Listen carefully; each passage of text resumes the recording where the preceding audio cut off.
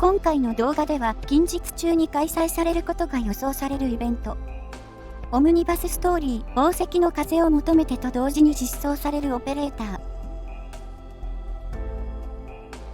あれが私たちの敵ですか？実施オペレーターミントの紹介及び解説を行っていきます。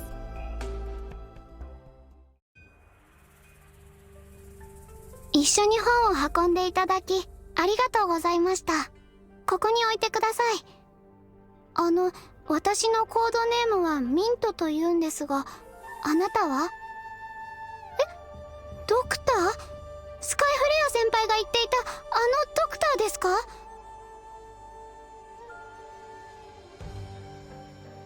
ミントはヴィクトリア出身のフェリーン人で、ロドスに加入する前はヴィクトリアにある大学を卒業した後、ティーチングアシスタントとも呼ばれる教授などの補佐をするチューターとして大学に残り、地質学の主に実地調査を行う実験チームのメンバーの一人として活動をしていました。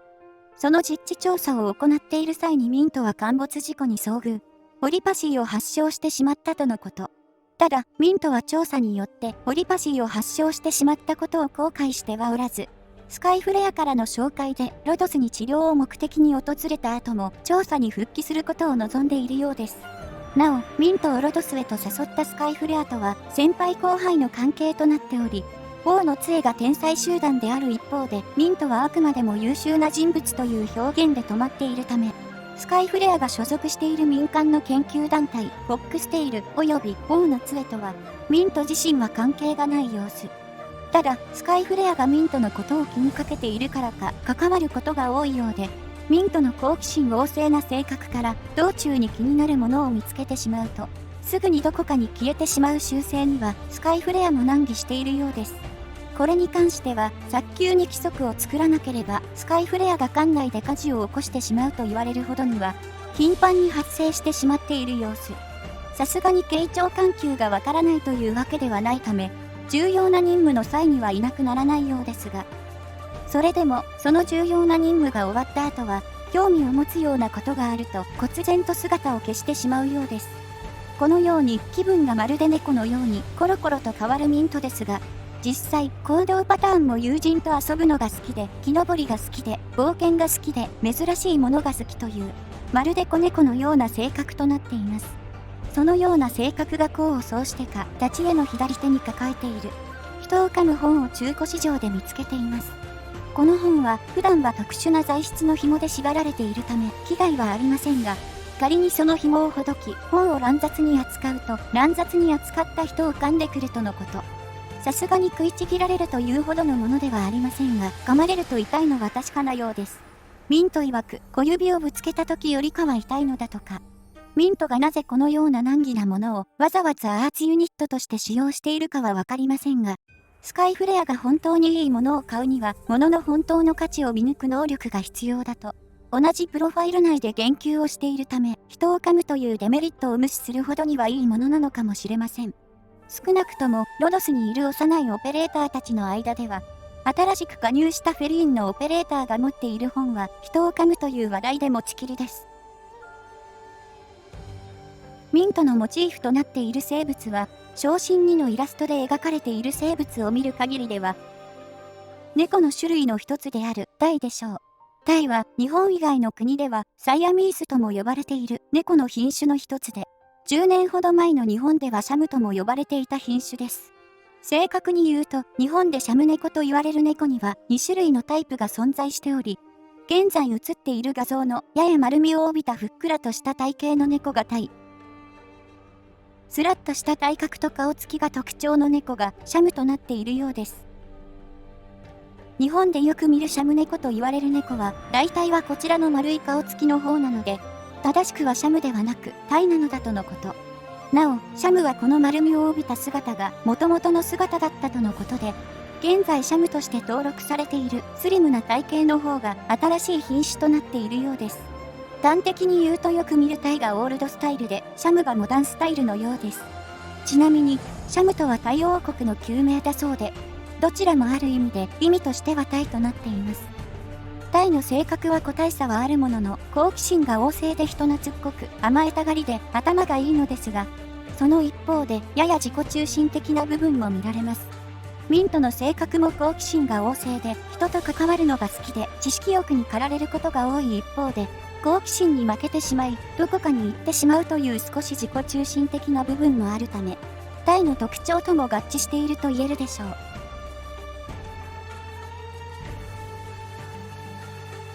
ドクター、どうぞこちらに座ってください。どうですか？太陽が暖かくて気持ちいいでしょ？ここは私の秘密基地で大好きな場所なんです。誰にも教えたらダメですよ。ミントはビーズワックスと同じ、いわゆる高台重装と言われるタイプの術師オペレーターで、通常攻撃は行わない代わりに、スキル非発動時の防御力と術耐性が大きく上昇するため、高い耐久力を持ったオペレーターとなっています。ブロック数や配置コストなどの基本ステータスは典型的な配布オペレーターのものとなっており、一般的なオペレーターと比べると配置コストは2から3程度、再配置時間は10秒程度長くなっています。そのため、ミントを運用するのであれば潜在強化はほぼ必須です。HP や攻撃力などのステータスはビーズワックスと比べるとやや低めとなっており、特に防御力はスキル非発動時で比較すると40程度の差となっています。とは言ってもそれ以外のステータスはやや低めとはいえ、どれもほぼ誤差レベルとなっているので、ビーズワックスとミントのステータスはほぼ同じと言えます。実際に使用してステータス面で違いを感じるということはまずないでしょう。地質学者はスキル未発動時とスキル発動時の両方で発動する素質となっており、スキル未発動時は自身の周囲縦横4マスにいる味方のオペレーターの防御力を上昇させ、スキル発動時はミント自身が敵に狙われにくくなります。防御力の上昇は自身の縦横4マスにいる味方となっているため自身には適用されませんが、防御力の上昇は最大で 12% とかなり高いものとなっており、対象となる味方の防御力次第では、シャイニングの素質以上の防御力を付与することとなります。逆に言えば、対象の防御力があまり高くないのであれば、効果は限定的なものとなってしまうため、相手を選ぶ効果にはなっています。そして、素質のもう一つの効果となる、スキル発動時に敵に狙われにくくなるという効果は、ダブルの素質である潜伏と同じ効果となっています。効果発動中は、たとえミントを最後に配置していたとしても、周囲に他の味方がいるのであれば、特殊な条件下を除いて、ミントの前に配置されたオペレーターが敵に狙われるようになるという、特に遠距離系の敵の攻撃の優先順位を変えるものとなっています。ただ、あくまでも攻撃の優先順位を変えるだけであり、遠距離攻撃を一切受けなくなるステルスではないので、ミントの周囲に味方がいないなどの場合は、当然、ミントが攻撃対象となってしまうので注意が必要です。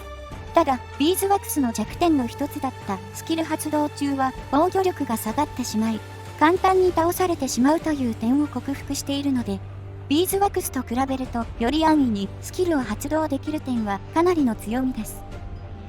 潜在強化による効果は、コストマイナス1、再配置時間マイナス10秒、コストマイナス1、素質効果強化、コストマイナス1となっており、戦術したように典型的な配布オペレーターの強化内容となっています。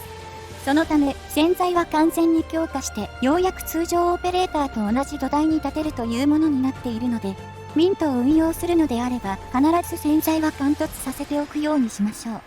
印もイベントで貫突分まで入手できるので、イベントをきちんとこなしていればさほど難易度は高くないはずです。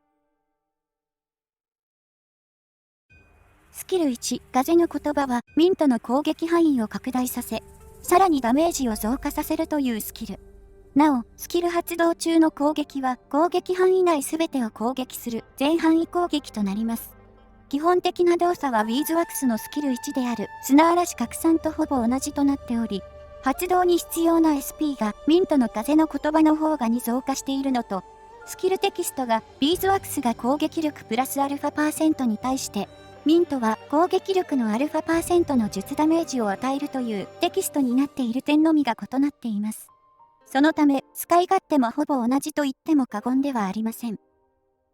ミントのスキル1の火力と他の範囲術師のスキル火力を比較した表が上記の通りとなっており、この点から見ても、ミントのスキル1とビーズワックスのスキル1はほぼ同じ性能になっています。ミントの方が素の攻撃力がわずかながらに高いため、スキル火力などはビーズワックスを上回ったものにはなっていますが、誤差レベルと言って良いほどの数値の差しかないため、実際の使用時でも火力面ではビーズワックスとの違いはわからないレベルです。ただ、ビーズワックスはスキル発動時に発動する素質を所持していない一方で、ミントはスキル発動時は敵に狙われづらいという素質の効果を持っています。そのため、スキル1に関してはミントのスキルの方が扱いやすいといえ、スキル発動のタイミングを比較的選ばないことから、性能としてはミントの方に軍配が上がります。他の範囲術師と比べると、スキル2発動時は一切攻撃を行わないため、平均 DPS という点ではかなり劣ったものにはなってしまいますが、攻撃方法が範囲術師の範囲攻撃とは異なり、文字通り攻撃範囲内全てを攻撃する全範囲攻撃のため、たとえ敵が散らばっていても総ダメージが減少するということはありません。そのため攻撃範囲内の敵の数が多ければ多いほど火力を発揮するスキルにはなっているので、一概にミントは火力が低いとは言いづらくはなっています。総じてスキル自体の基本的な性能はビーズワックスのものと大きな違いはありませんが、素質による恩恵がかなり大きいため、より攻撃的な運用をしたいのであれば、スキル1はおすすめのスキルです。このスキルを特化するのであれば、必要な素材と上昇率、使用頻度を鑑みて、スキルレベルは7で据え置くか、特化2、または特化3まで上げることをお勧めします。スキル2、エネルギー収縮渦は攻撃範囲内の敵を一定の力で引き寄せ、攻撃ごとに一定の術ダメージを与え、スキル終了のタイミングで攻撃範囲内すべての敵に術ダメージを与えるというスキル。スキル1が火力を主としたスキル内容になっていたのに対して、スキル2は引き寄せによる敵のコントロールを主としたスキルとなっています。なお、スキルによる引き寄せの方向は全方向がミントがいる中心に引き寄せられるように働くため、敵を一箇所に集めやすくなっており、スキル発動中は攻撃ごとに敵を引き寄せ続けるため、重量の軽い敵は一度ミントの攻撃範囲に入ってしまうと、スキル発動中は攻撃範囲から抜け出すことはできません。例を挙げるなら、ゴースト兵やゴースト隊長、シロアリ、クラウンスレイヤーなどは、スキル発動中はほぼミントのいる高台の壁にへばりついたままとなります。一方で、火力はお世辞にも高いと言えるものではなく、最後の爆発とスキル発動時間がやや長めとなっているため、スキル総ダメージとスキル DPS は高くなっていますが、スキル1発あたりのダメージはスキル1よりも低くなっています。また、スキル発動に必要な SP もスキル1より高くなっており、平均 DPS という点でも火力は下がるので、これらの点から見ても敵をコントロールすることに趣を置いたスキルということがわかります。また、スキル1と同じく攻撃範囲内に敵がいればいるほど、総ダメージは上昇していきますが、攻撃範囲の拡大もないので、スキル1ほどの爆発力もまず見込めないでしょう。総じて相手さえ選べば、その相手の動きをほぼ完全に封じ込めてしまうので、特にすり抜け系の敵に対して強力な効果を発揮できるスキルと言えますが、引き寄せの力はあまり強くはなく、火力もそこまで高いものではありません。そのため、このスキルを使用する際には敵の重量に干渉をするアンジェリーナや、複数体の敵に対して攻撃をすることができる他の範囲術師や範囲狙撃との併用がおすすめとなっています。危機契約ナンバー1の常設ステージだったオウテツの峡谷のような、ゴースト兵やゴースト隊長が大量に現れるステージであればかなりの活躍が見込めるでしょうが、あのステージはもうゴリゴリというプレイヤーも多いとは思うので、ミントが活躍できる可能性があるステージイコールプレイヤーからすれば嫌なステージというのはなんとも複雑な感じです。以上のことからこのスキルを特化するのであれば必要な素材と上昇率、使用頻度を鑑みてスキルレベルは7で据え置くか、引き寄せの力が1段階上昇する特化3まで上げることをお勧めします。ミントの基地スキルは訓練室のものと製造所のものの2つとなっており、訓練室のスキルはフリントの訓練室スキルの術師版となっています。訓練対象の特化するスキルのレベルが特化2だった場合にのみ、訓練速度がプラス 75% となるため、およそ9時間程度で訓練が終了することとなります。と耳の基地スキルの特化1訓練速度高速化と組み合わせることで、かなりの時間短縮が可能となっているので、術師の訓練速度をできるだけ早めたいという方は利用するといいでしょう。もう一方の製造所のスキルは原石の製造効率を上げるものとなっています。原石の製造効率を上げるスキルはエイヤフィアトラやアーススピリット、セイロンがプラス 35% となっており、ミントのプラス 30% は特別高いというわけではありません。また、原石への変換は効率的にもかなり悪いものとなっているため、ミントを製造所で使うことはほぼないかと思われます。それでは実際にミントを使用していきます。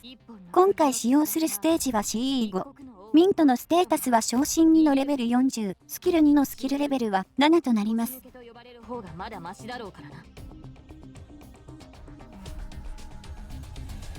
貴様の生死は私が決める。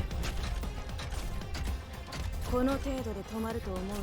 私の得意技を見せてあげる。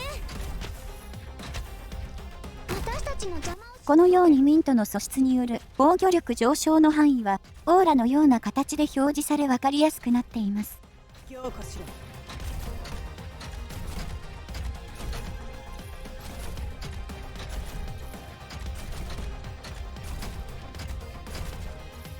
すぐに終わる。どけ。何ですか？静かにしてください。スキル発動中はこのように範囲内の敵をミントの方向へと引き寄せるため、重量が重い敵でない限りはミントの攻撃範囲から敵が抜けるということはありません。オッケー。体が重く感じてき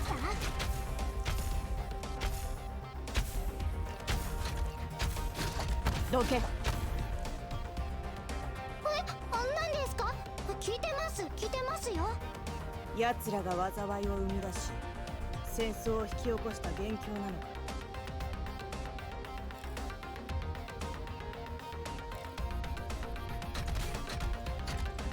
どけ。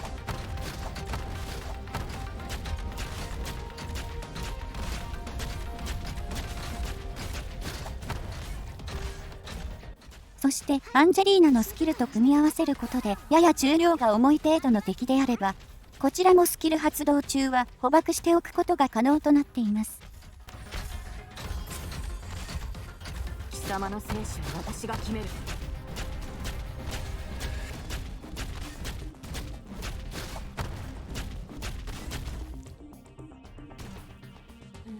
このピンチを乗り越えよう。はい、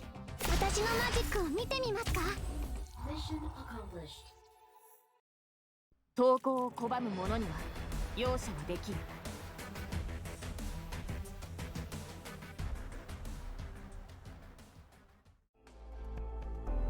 ミントは日本版でも以前に実装されたビーズワックスとほぼ同じ性能を持ったオペレーターとなっていますが、素質の効果によってより攻撃的な運用をすることが可能となっています。